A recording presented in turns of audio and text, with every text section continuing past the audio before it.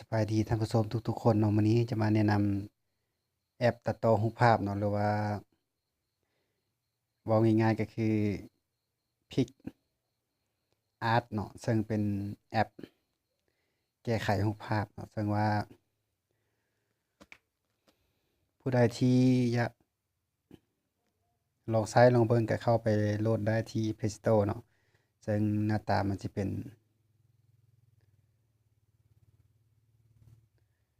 แบบนี้เราเข้าไปเลย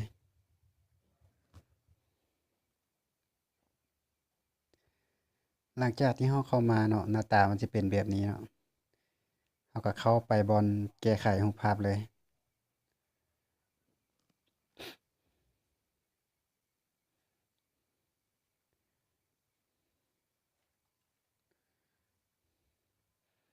แล้วก็เลือกรูปที่เราต้องการที่จะแก้ไขเนาะ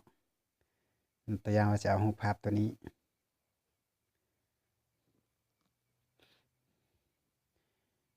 อ่าเข้าไปตกแต่งเลยตอนนี้เราจะปรับสีผิวเนาะเอาสีดำซะเอาสีดำเอาดำกว่านี้อีกอืมแล้วแต่เราเนาะเราสิปรับให้มันเป็นแนวใดก็ปรับได้เนาะปล่อยเป็นสีแนวใดก็ได้ตามที่เราต้องการนั่นแหละ นอกจากนั้นเนาะยังมีหลายแนวให้เราเลือกอีกเครื่องมือบอกเลยแอปนี้มีความสามารถหลายอย่างเนาะบ่ว่าสิเป็นด้านข้อความหรือว่าการแต่งรูปภาพการประกอบต่างๆทั่วมีหลายแนวผู้ใดที่อยากลองใช้ก็เข้าไปโหลดได้เนาะ